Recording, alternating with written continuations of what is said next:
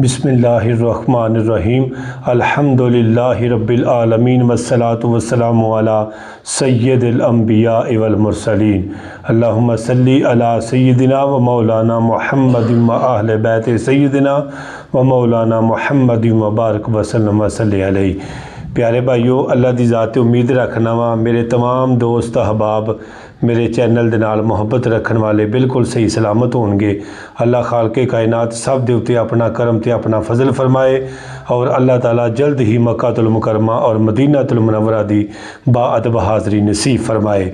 नई वीडियो नाल तुहाडी बारगाह च हाज़र होया वां। इंशाअल्लाह बहुत ज़्यादा नफ़ा होवेगा, तुहाडा वक्त ज़ाया नहीं होण देंगा। इंशाअल्लाह जिहड़ी वीडियो सुनोगे, जिहड़ा मसला सुनोगे, इंशाअल्लाह उसका समझ भी आएगा, उसकी समझ भी आएगी और इंशाअल्लाह तुहानू अमल करन दी भी अल्लाह ताला ज़रूर तौफीक अता फरमाएगा।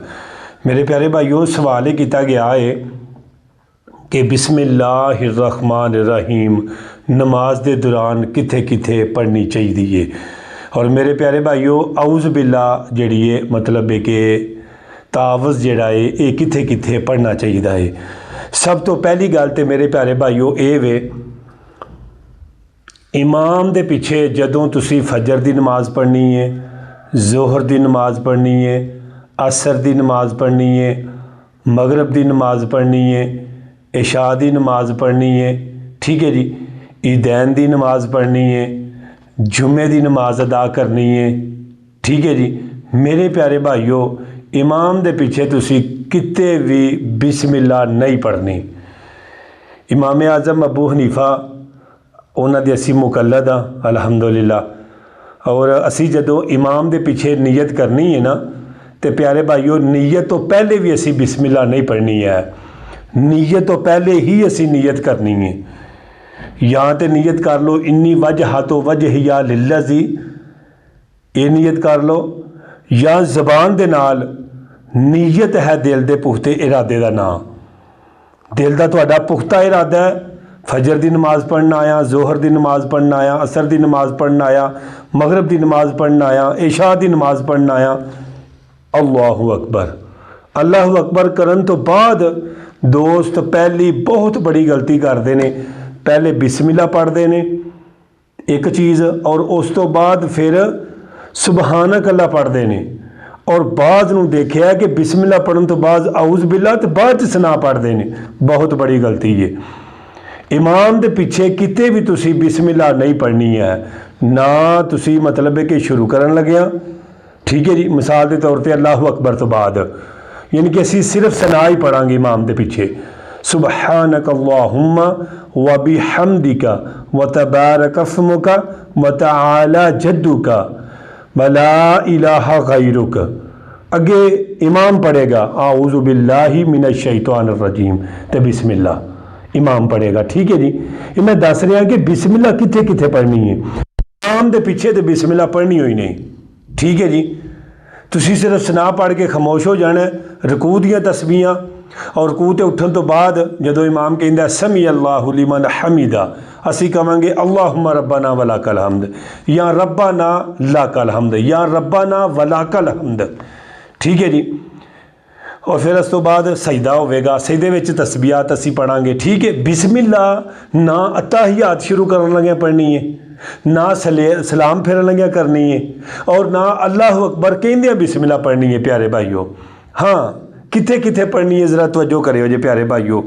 फजर दियां सुनतां तुसी पढ़दे हो पे, फजर दियां सुनतां विच यानी कि सब तो पहले तुसी मेरे भाईओ नीयत करोगे। नीयत करन तो बाद सुबहानक अल्लाह पढ़ोगे, उस तो बाद आऊज़ु बिल्लाह पढ़ोगे, उस तो बाद बिस्मिल्लाह पढ़ोगे, उस तो बाद सूरत फातिहा पढ़ोगे।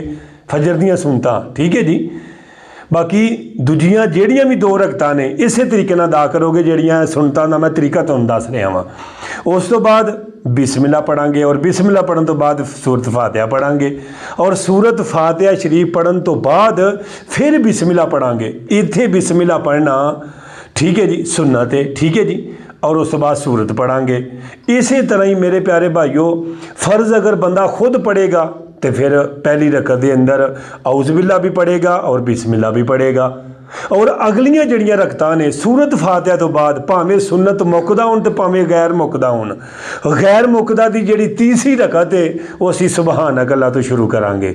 ਔਰ ਕਿਹੜੀਆਂ ਨੇ? ਉਹ ਨਮਾਜ਼ ਅਸਰ ਹੈ ਤੇ ਨਮਾਜ਼ ਇਸ਼ਾ ਹੈ। ਠੀਕ ਹੈ ਜੀ। ਬਾਕੀ ਜਿੰਨੀਆਂ ਰਕਤਾਂ ਅਗਲੀਆਂ ਰਕਤਾਂ ਨੇ ਉਹਨਾਂ ਦੇ ਵਿੱਚ ਅਸੀਂ ਸਿਰਫ ਬਿਸਮਿल्लाह ਪੜਾਂਗੇ दूसरी रकत दे विच, चाहे फजर दी होवे चाहे जोहर दी होवे। ठीक है।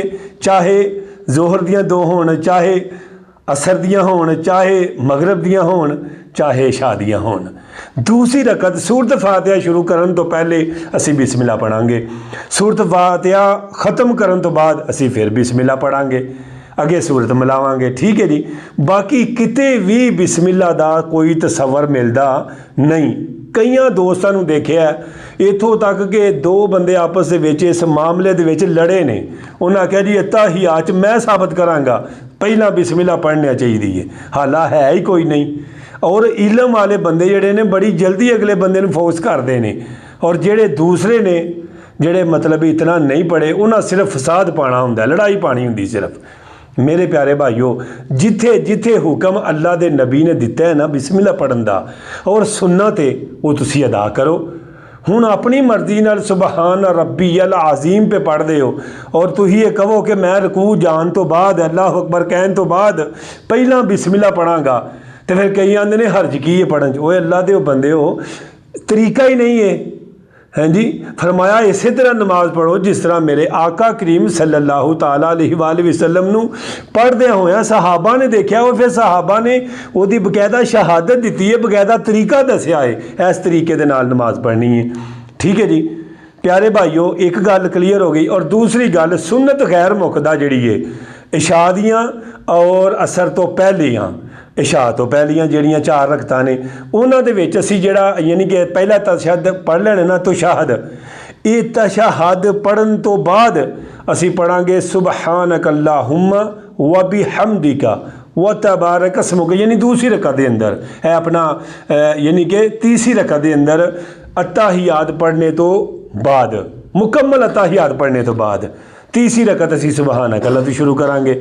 और जिस तरह के दसिया चौथी रकत दे विच भी असीं जदों पढ़ांगे पहले बिस्मिल्लाह पढ़ांगे, फिर सूरत फातिहा, फिर बिस्मिल्लाह, फिर कोई सूरत, तो फिर असीं रुकू दे विच चले जावांगे। ये मेरे प्यारे भाईओ, इस जगह ते बिस्मिल्लाह पढ़ना और सुन्नत गैर मुकदा दी तीसरी रकत दे विच तावज़ भी बिस्मिल्लाह भी पढ़ना और तावज़ भी पढ़ना, ये मेरे प्यारे भाईओ सुन्नत है और इनू पढ़ना चाहिए है। ये वो जगह सन जिथे बिस्मिल्लाह और तावज़ पढ़ना चाहिए। अपने कोलों तुसी मर्जी करोगे उसका ना तो तुहानू अजर मिलना है और उल्टा तुसी गुनाहगार होवोगे। अल्लाह खालके कायनात दी बारगाह दुआ है अल्लाह पाक मैनू और तुहानू अमल करने दी तौफीक अता फरमाए। अल्लाह पाक जल्द ही तुहानू मक्कातुल मुकर्रमा और मदीनातुल मुनव्वरा दी सैर नसीब फरमाए। अस्सलामु अलैकुम व रहमतुल्लाहि व बरकातहू।